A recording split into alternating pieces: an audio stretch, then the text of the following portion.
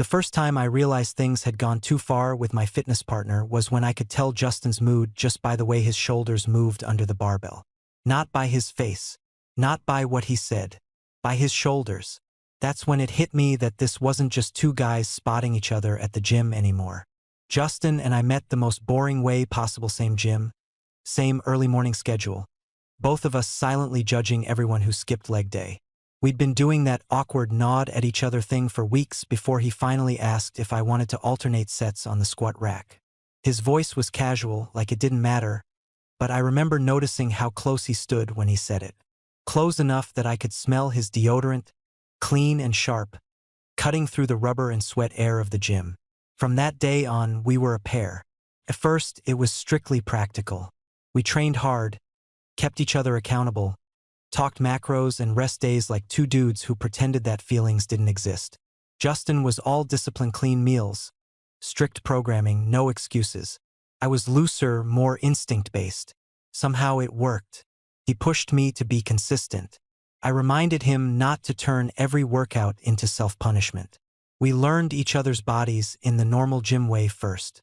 How deep he needed to squat before his knees complained. How my right shoulder always needed extra warm-up.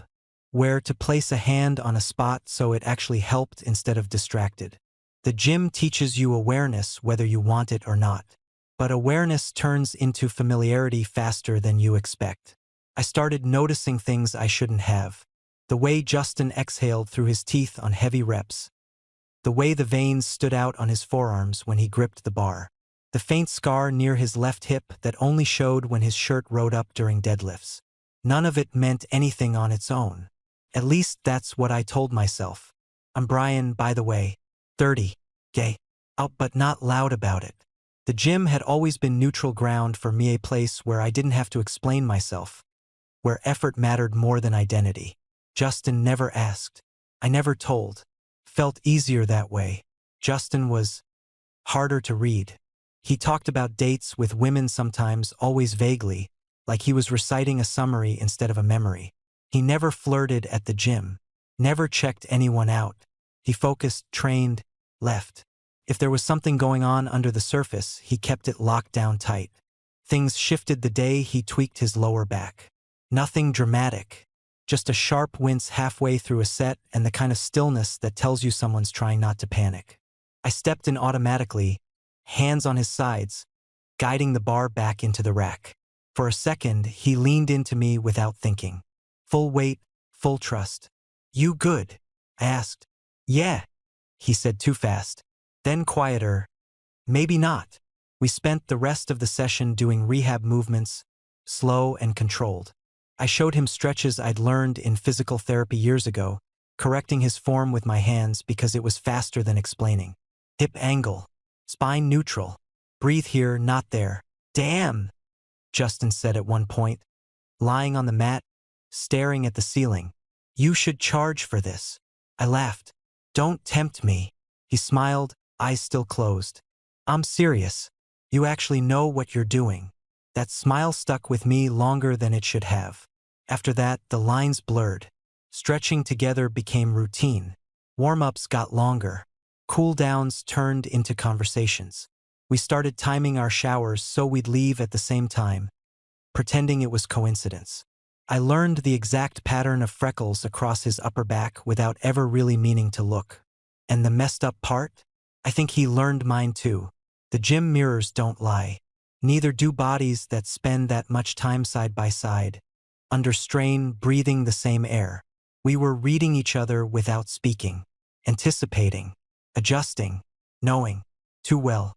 And I had this growing sense that Justin knew it too, but neither of us was ready to say what that knowledge might actually mean. That came later, much later. The funny thing is, nothing happened right away. That was almost worse. Justin's back healed, but whatever shifted between us didn't snap back into place. If anything, it settled in deeper. We trained lighter for a few weeks, more controlled, more time under tension. That meant more time close, more time correcting each other, more time noticing. I caught him watching me in the mirror once. Not in a casual checking form way. In a still, focused way. When our eyes met, he didn't look away immediately. Just lifted an eyebrow, like he'd been caught doing something mildly embarrassing. "What?" I asked. "Nothing," he said too quickly. Then, "Your deadlifts improved." I snorted. "That's the smoothest cover-up I've ever heard." He laughed, but there was color in his cheeks. I pretended not to notice. We were both getting good at pretending. Outside the gym, we started bleeding into each other's lives. Protein shakes turned into coffee. Coffee turned into meals. Meals turned into long walks to help digestion that somehow lasted hours. We talked about families, about work, about things we usually kept buried. Justin admitted he hated his job but stayed because it paid well. I told him about my last relationship and how it ended quietly, without a fight, which somehow hurt more. He listened, really listened, the kind where he didn't interrupt or try to fix anything. One night, after a brutal leg session, we sat in his car in the parking lot, neither of us in a hurry to leave. The windows were fogged from the heat still radiating off our bodies. Sweat dried slowly on our skin. "You ever feel like your body knows stuff before your head does?" Justin asked, staring straight ahead. I froze, not outwardly, just inside. "Yeah," I said carefully. "All the time." He nodded like that confirmed something. "Lately I feel like mine's ahead of me." The silence that followed wasn't awkward. It was heavy, charged. I wanted to say something. I didn't know what. Instead, Justin opened his door. "See you tomorrow?" "Yeah," I said. "Tomorrow." But tomorrow didn't stay the same. We were playing chicken without admitting it. The moment that broke everything was stupidly ordinary. We were in the locker room, late, almost empty. Justin was changing his shirt, back to me, muscles relaxed instead of flexed for once. I said something sarcastic, I don't even remember what, and he laughed, bending forward slightly. That's when I noticed his breathing hitch. Not from laughter. He straightened slowly, turned halfway toward me, eyes dark with something unguarded. For the first time since I'd known him, Justin looked uncertain. "Brian," he said, and the way he said my name felt different. Heavier. "Yeah." He swallowed. "We need to talk."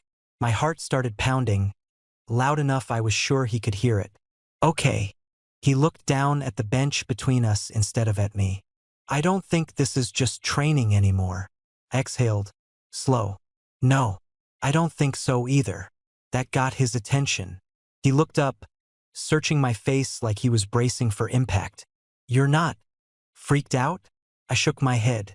"I've been trying not to be obvious about it." A short, breathless laugh escaped him. "You failed." "Yeah," I said. "You didn't exactly ace it either." "I don't know what this means," Justin said quietly. I met his eyes. "We don't have to decide that right now." He nodded, relief flickering across his face. "Good. Because I just know that I don't want to stop." Once we said it out loud, this isn't just training, everything slowed down. Not in a bad way, in a careful way. Justin didn't suddenly become a different person. Neither did I. We still met at the same time. Still followed our program. Still joked about people curling in the squat rack. But there was an awareness now, like we were constantly brushing against something fragile and valuable at the same time. We were choosing restraint. And that choice took effort. The gym became quieter somehow. Or maybe I was just paying closer attention. The clank of plates. The low hum of the treadmills. Justin's breathing during sets. My own heartbeat when he stepped too close. One afternoon he failed a rep on bench. Nothing dramatic. I caught the bar easily, helped rack it. But when he sat up, he stayed there, elbows on his knees, head down. "Everything okay?" I asked. He nodded, then shook his head. "Yeah, no, I don't know." He glanced at me, hesitating. "I've never questioned myself like this before." I kept my voice steady. "That doesn't mean anything's wrong." "I know," he said. "It just feels like I opened a door I didn't even know was there." I smiled faintly. "Some doors only show up when you're ready to see them." He huffed a quiet laugh. "You always talk like that?" "Only when I'm nervous." That got a real smile out of him. He leaned back, staring at the ceiling. "I trust you, Brian. That's the part that's messing with me." Something tightened in my chest. "You can take this at your pace." "I know," he said. Then softer, but I don't want distance. I just don't want to rush into something and ruin it. I nodded. Same. That night, instead of going our separate ways, we grabbed food. Nothing fancy, just takeout eaten on the hood of his car. Still in gym clothes, legs sore, bodies tired in that good way. We talked about nothing and everything. He told me about his first gym membership at 19, how lifting gave him control when everything else felt messy. I told him how coming out didn't feel like freedom at first, just exposure, and how long it took to feel comfortable in my own skin. He listened the same way he always did. Quiet, focused, like he was learning a new movement and didn't want to mess it up. When we stood to leave, there was a moment. One of those pauses that stretches longer than it should. The kind that begs a decision. "I've been thinking about this all day," he said. "Yeah," I replied. "If I don't do something now, I'm going to keep overthinking it." My breath caught. "Okay." He hesitated only a second more, then leaned in, not fast, not hesitant either. "Just honest. Was that okay?" he asked quietly. I smiled. "Yeah, more than okay." He exhaled, a sound halfway between relief and disbelief. Driving home, my hands were still shaking on the steering wheel, not from nerves, exactly, but from the weight of what had just started. The next morning at the gym felt almost normal, which somehow made it more intense. We nodded at each other like usual, set up our stations, started warming up.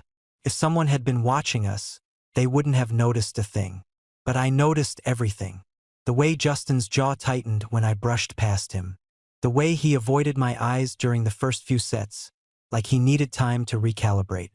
The way his focus kept slipping, not badly, just enough that I could tell his head was somewhere else. Mine was too. "You're distracted," I said quietly as I handed him dumbbells. He glanced at me, then smirked. "You're one to talk." That broke the tension. Just enough. Over the next week, we fell into a strange, careful rhythm. We didn't pull away, but we didn't rush forward either.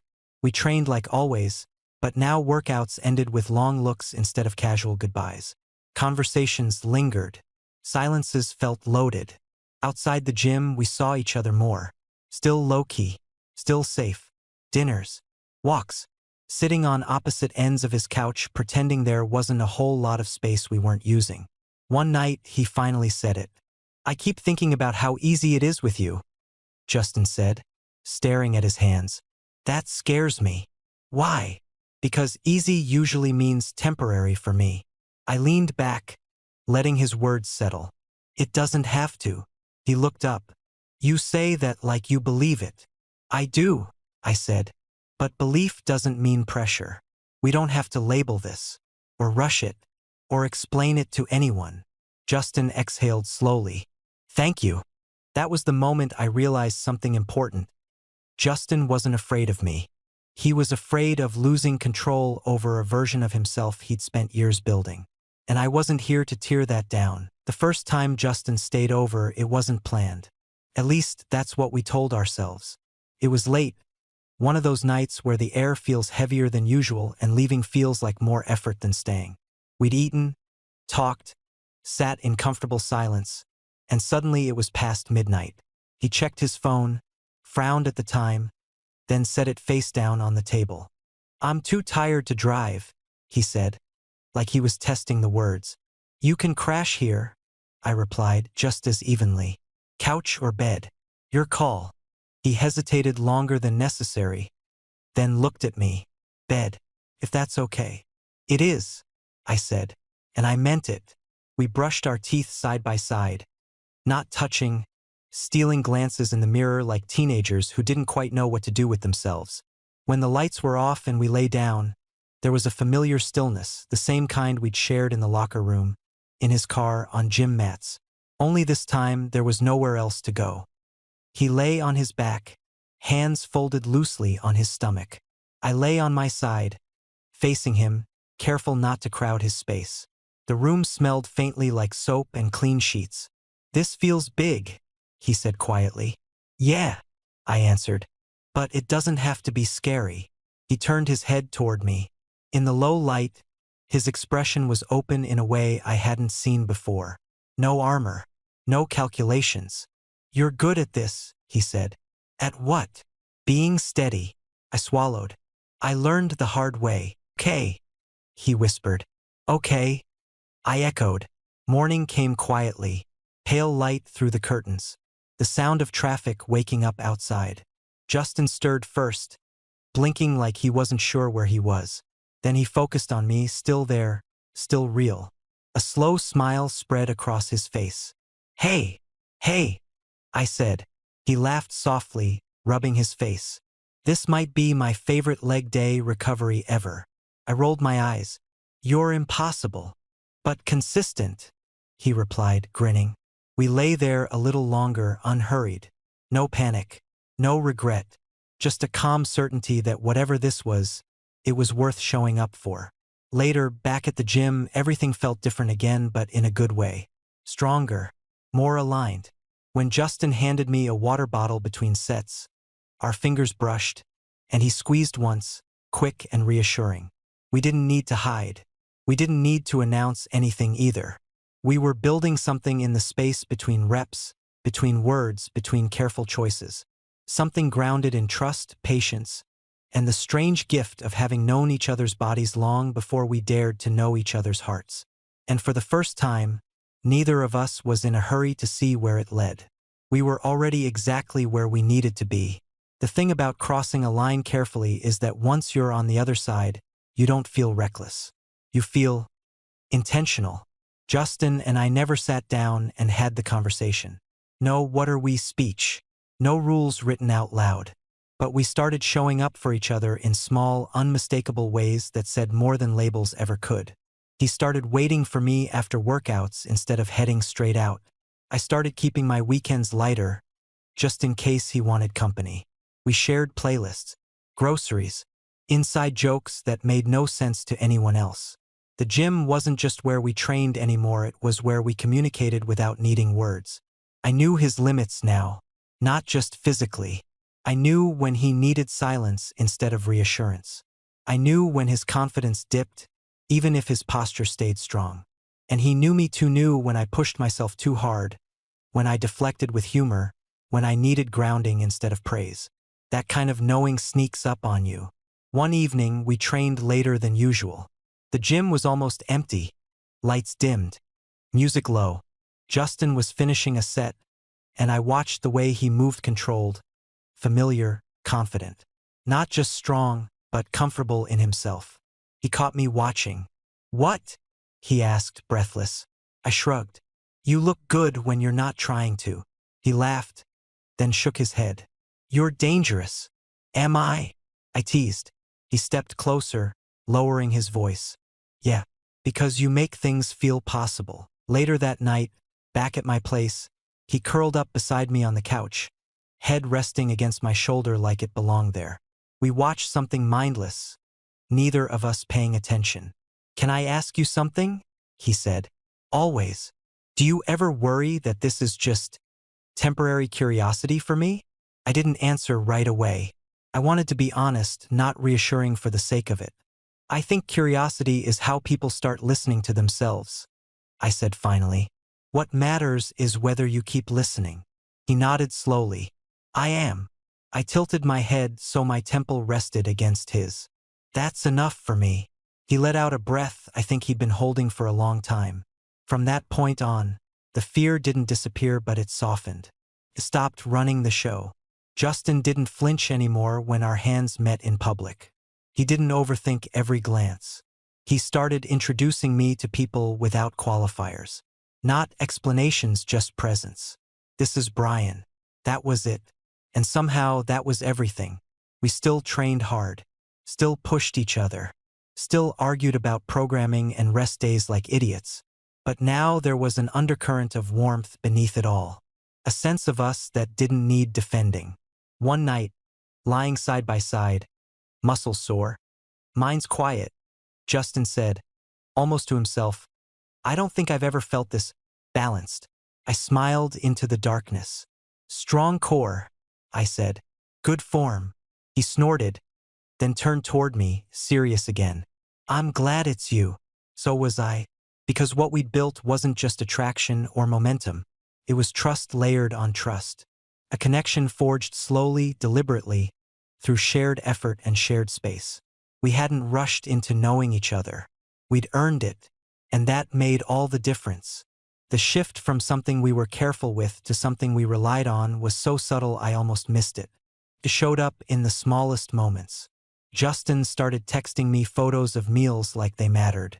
I started leaving a spare toothbrush at his place without asking. We once really argued about something stupid, like whether rest days were optional or mandatory, and instead of pulling away afterward, we talked it through. That was new. For both of us. What surprised me most wasn't how close we were becoming. It was how normal it felt. One afternoon, we trained arms, one of those sessions where the pump feels ridiculous and everything's a little looser. Between sets, Justin sat on the floor, back against the mirror, arms resting on his knees. I dropped down beside him. "You ever think about where you'd be if you hadn't joined this gym?" he asked. I smiled. Probably still working out alone. Overthinking everything. He nodded. Same. Then he added quietly, "I don't think I would have figured this out otherwise." "This?" I asked, though I knew what he meant. He glanced at me, then looked away. "Me." That landed harder than any confession. I didn't rush to respond. I just leaned my shoulder into his, solid and there. After a moment, he leaned back. Not dramatic. Not emotional. Just enough. We stayed like that until one of the staff cleared their throat awkwardly and told us the floor wasn't a lounge area. Justin laughed, stood up, and offered me a hand like it was the most natural thing in the world. I took it.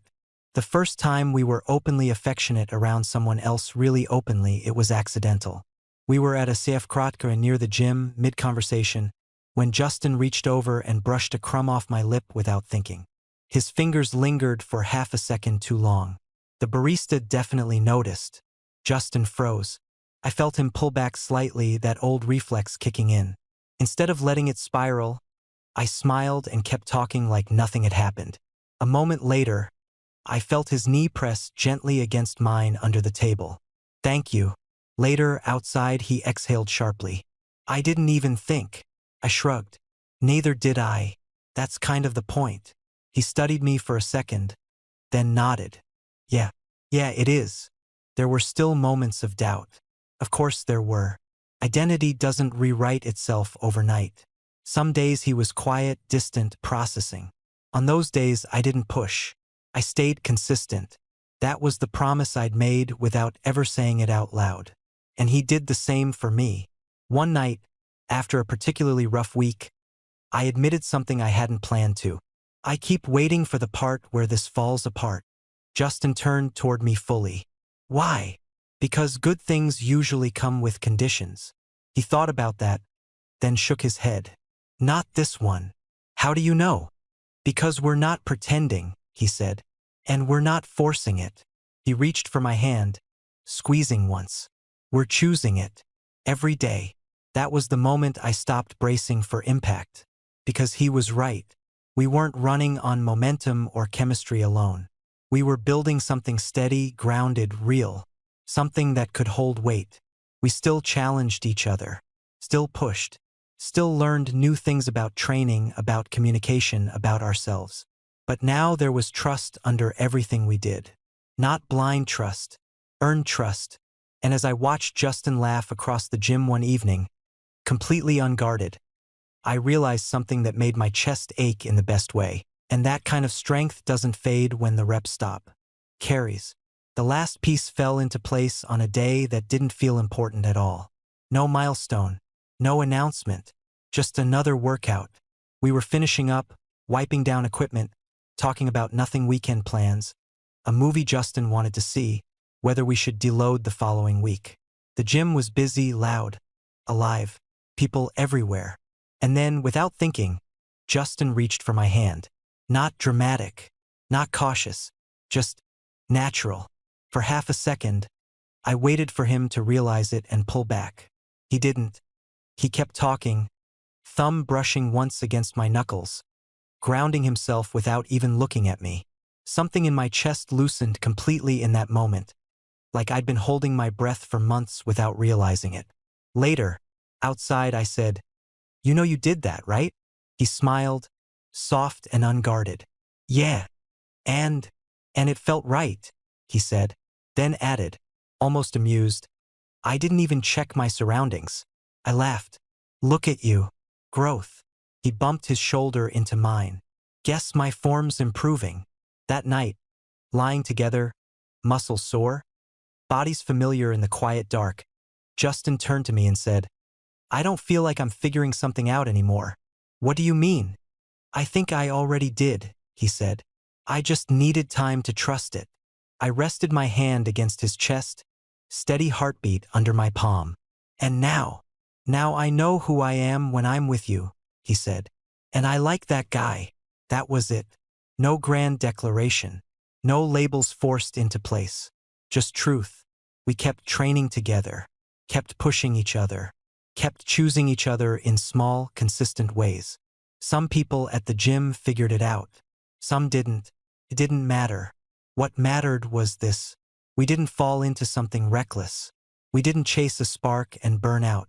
We built strength the same way we always had, slow, intentional, rep by rep. And standing beside Justin now, spotting him without thinking, knowing exactly when to step in and when to let him push through on his own, I realized something simple and solid.